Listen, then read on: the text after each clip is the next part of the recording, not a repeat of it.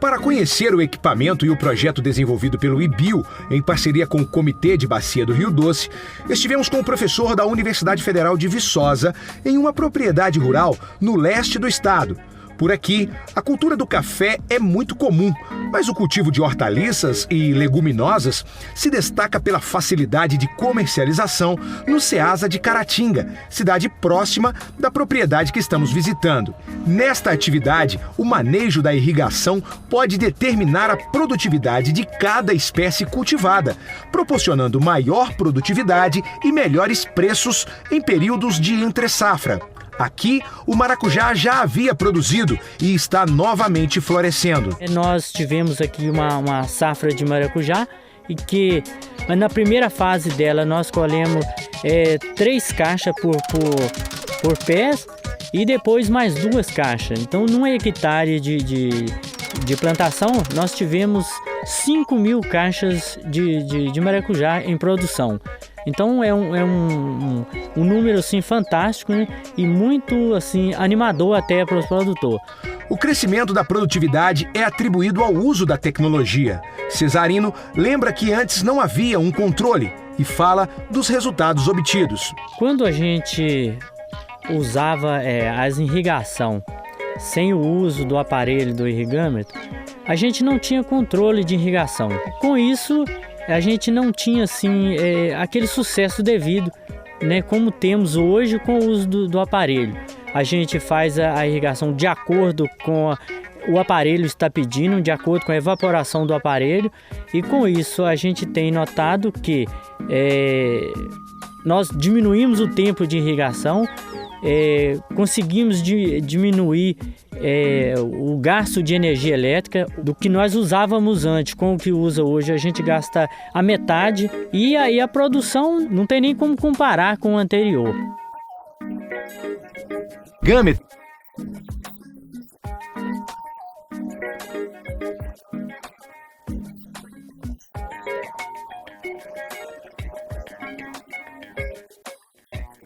Ele nos conta que a iniciativa surgiu de estudos já existentes e que, através de cálculos complexos, já era possível saber a quantidade de água a ser utilizada em determinado solo, tipo de clima e espécie a ser cultivada. Ele funciona com um copo evaporatório, onde fica uma superfície livre, sujeito às mesmas condições climáticas que a cultura que está sendo monitorada. E à medida que ele vai perdendo água por evaporação, essa água perdida vai sendo mensurada.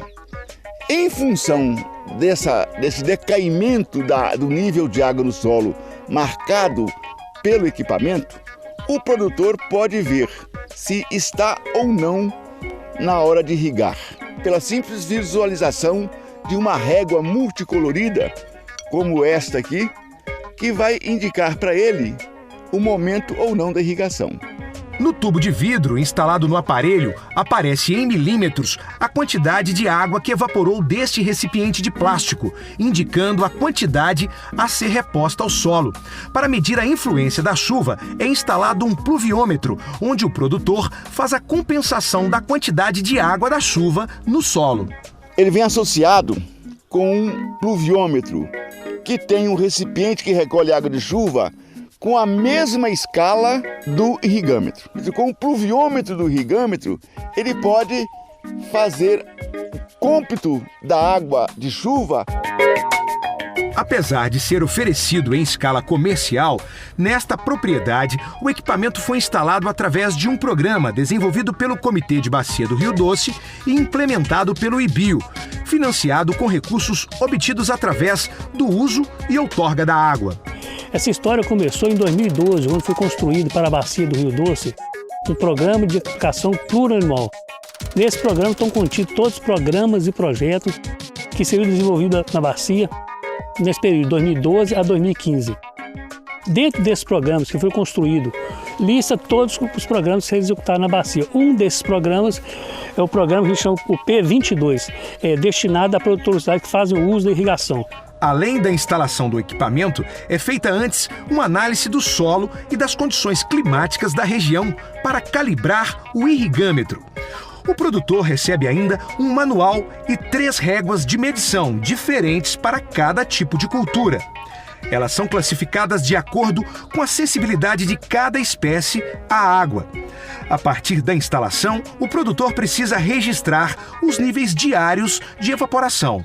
O produtor recebe sem ônus algum este equipamento. A contrapartida que a bacia cobra dele é de ter o registro diário do acompanhamento do seu manejo, para a gente até poder começar a mensurar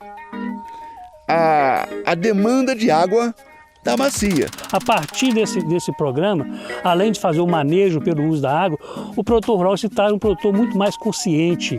A ideia nossa é justamente essa, de cada produtor rural que participa desse programa ser um produtor multiplicador, que a propriedade seja uma unidade demonstrativa de como se fazer a melhor maneira de produzir com mais sustentabilidade na sua propriedade.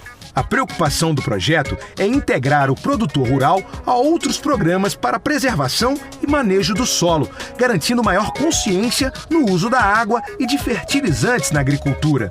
Traz para o produtor rural um trabalho muito voltado também para a educação ambiental, que o produtor rural participante ele vai ter muito mais conhecimento da necessidade da sua cultura. Além disso, ele é orientado principalmente em relação à legislação ambiental, ao licenciamento ambiental, à outorga pelo uso da água e também sobre o problema da toxicidade, principalmente de produtos agrícolas. Ele faz uma otimização da água na agricultura. Esse foi o objetivo do programa. E a gente vai ver cada vez mais que o pessoal se conscientizar da necessidade de se ter um manejo adequado da irrigação, isso vai refletir mais nos nossos mananciais.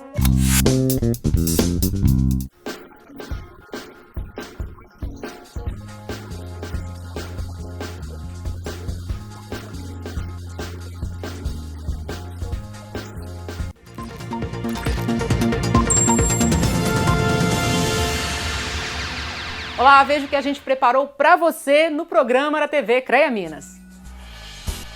É nesta universidade particular em Belo Horizonte que um professor de engenharia mecânica e elétrica põe em prática sua ideia de ajudar quem perdeu o movimento no tornozelo. Para a pessoa que teve um derrame, para a pessoa que teve um AVC, para o indivíduo que sofreu um acidente grave e perdeu a função motora, entre aspas, do tornozelo. Mas ele tem toda a inervação preservada, ele só não tem aquele movimento como deveria, com a cadência correta. Com a participação de alunos, ele construiu um robô que poderá substituir o trabalho do fisioterapeuta na prática de alguns exercícios de reabilitação. O fisioterapeuta faz força contra o paciente faz o movimento e o fisioterapeuta resiste ao movimento. Então isso gera um desgaste, gera cansaço para o fisioterapeuta também. O robô entra evitando isso e tem um ganho que é enorme. É só encaixar o pé e fazer os movimentos, como o de empurrar, por exemplo. ele vai reproduzir o movimento da articulação do tornozelo. Basicamente 2 movimentos, né? É o movimento de erguer o peito do pé e abaixar o peito do pé. Porque esses 2 movimentos são fundamentais para quê? Caminhada. A robótica aplicada à fisioterapia já é utilizada em outros países, como Estados Unidos e Israel. Lá, equipamentos similares a este reduziram em 50% o tempo de recuperação dos pacientes. Isso porque é possível monitorar a qualidade dos movimentos feitos durante o uso do equipamento. Sensores instalados nas peças que se movem captam informações como a velocidade dos movimentos, o intervalo entre eles e a força feita pelo paciente. Os dados são enviados para o computador, onde um programa transforma tudo em gráficos. O fisioterapeuta pode abrir e olhar e trabalhar com a planilha de Excel ou outra ferramenta de software que ele quiser, ao longo do período do tratamento. Ele consegue avaliar a evolução do paciente do início ao fim quantitativamente. O robô é feito de alumínio, pesa cerca de 2 kg e a versão definitiva será dobrável, para facilitar o transporte. Ele deve ficar pronto em meados de 2016, quando será patenteado. A intenção do professor é disponibilizar a tecnologia para ser produzida a baixo custo. Até lá, o robô vai servir como objeto de aprendizado para os estudantes dos cursos de mecânica e elétrica. Engenharia pura. Aprende muito porque a mecânica é uma área muito ampla. E você vê gente indo para a indústria, para a mineração, e eu acredito que eu me encaminhei bastante para a área de reabilitação, robótica de reabilitação. A mecânica na estrutura, na articulação, no movimento. A elétrica na eletrônica, no software, no acionamento. Essa é a melhor combinação, inclusive, engenharia elétrica e engenharia mecânica.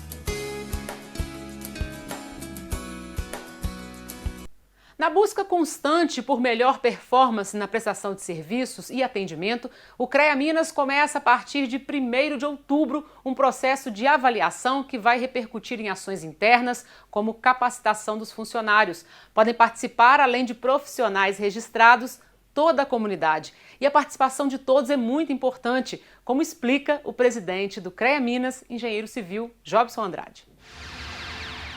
O CREA Minas se empenha com afinco em prestar o melhor serviço e atendimento aos nossos públicos, tanto interno quanto externo.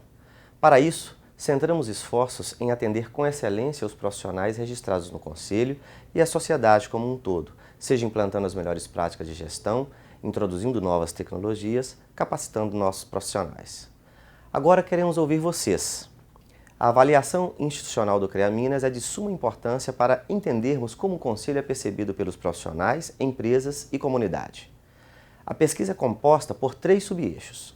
No atendimento presencial, realizada nas inspetorias do CREA Minas e sede, pelo profissional, através do sistema AtendeWeb, e pela sociedade em geral, através do site do CREA Minas. Por meio desses canais, vocês podem avaliar os nossos serviços com base nos seguintes critérios: crítico, insatisfatório, pode melhorar, atende plenamente e supera as expectativas. A partir dessa análise, vamos aprimorar ainda mais as nossas competências, além de identificar pontos que necessitam ser reforçados. Também será possível medir e traçar um perfil detalhado de todas as unidades do atendimento do CREA Minas.